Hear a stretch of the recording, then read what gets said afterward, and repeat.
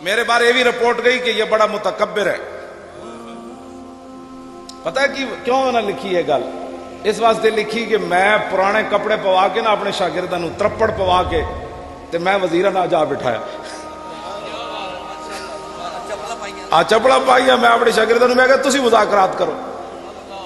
انہوں نے یہ کہندے نے متکبر ہے. میں کہا میں نہیں انہوں نے ملنا، تسی ملو. وہ کہنا یہ ایڈا متکبر ہے، خیمے چ بیٹھا رہا سانو نہیں ملیا. میں کہا میں ملتا تمہیں ترپڑ والے ہی ملن گے بچے. انہوں نے درد اصل ہے. متکبر میرے جا مسکین آدمی کی تکبر کر سکتا؟ نبی علیہ الصلوۃ والسلام نے فرمایا بیس العبد عبد تخیل واختال ونسی الکبیر المتعال. فرمایا بدترین ہے وہ انسان جو اپنے خیال میں بڑا بن جائے اور بلند و بالا رب کو بھول جائے. بیس العبد عبد تجبر واعتدا. حضور فرماتے ہیں بدترین ہے وہ انسان جو ظلم و جبر پر اتر آئے اور ونسی الجبار الاعلی، اس جبار اعلی کو بھول جائے. فرمایا بیس العبد عبد سہا ولہا. فرمایا بدترین ہے وہ انسان جو رب کو بھول جائے اور کھیل کے اندر اور لہو و لعب میں مبتلا ہو جائے اور ونسی المقابر والبلا، قبرستانوں کو بھی بھول جائے اور اپنا گل سڑنا بھول جائے. حضور فرماتے ہیں بدترین ہے وہ انسان. اگلی میں حدیث پڑھ دے وہاں. فرمایا بیس العبد عبد عطا و طغا.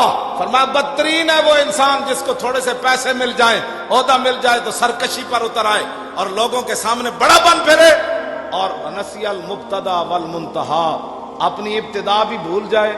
میں وہ ایتا پڑھا نا، ایتا تو ترجمہ یخرج من بین الصلب والترائب من ماء دافق. دافق کا میں معنی کرا تو منڈے پریشان. جس پانی سے ہم نے انسان کو پیدا کیا وہ اللہ تعالیٰ فرماتا ہے یخرج من بین الصلب والترائب. فرمایا وہ پانی تیرے باپ کی پشت سے نکلا اور تیری ماں کے سینے سے نکلا. ہم نے تجھے اس سے پیدا کیا. وہ پانی کون سا ہے؟ من ماء مہین. فرمایا ہم نے تجھے ذلیل پانی سے پیدا کیا. میرے آقا نے فرمایا بدترین ہے وہ انسان جو اپنے جناب بڑا بن بیٹھے اور اپنی ابتدا کو بھی بھول جائے اور اپنی انتہا کو بھی بھول جائے. کیوں جی؟ یہ ساری حدیث میں نے یاد ہے آگے تک. ہاں حضور نے فرمایا بدترین بدترین بدترین. آخر تک حضور نے فرمایا بیس العبد عبد یختل الدنیا بالدین. فرمایا بدترین ہے وہ انسان جو دین کے لبادے میں آ کر میری امت کو دھوکہ دے. یہ میرے آقا فلسفیوں سے جو حل نہ ہوا، نکتہ وروں سے جو کھل نہ سکا، وہ کھول دیا کملی والے نے چند اشاروں.